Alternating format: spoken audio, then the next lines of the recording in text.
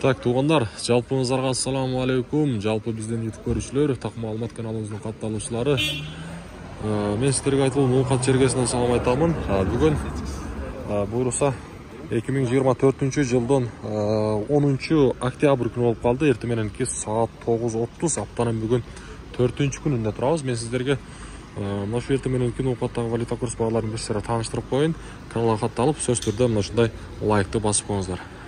Бак-айбактан баштайм. Сатып алуу боюнча айтсак, доллар 85ке чыгып калып турго. 85 сом 10 тыйын, евро 92.80, рубль болсо 0.87 тыйын.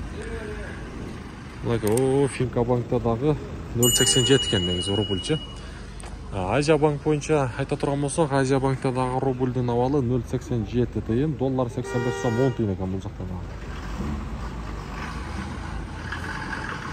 дагы. Ондар сөзсүз түрдө ар бириңиздер каналга подписаться болгонду унутпаңыздар. Аранда коңгуроочугун басып койсоңуздар, буюрса мына ушундай сиздерге күнүмдүк так курстар жетип барып турат.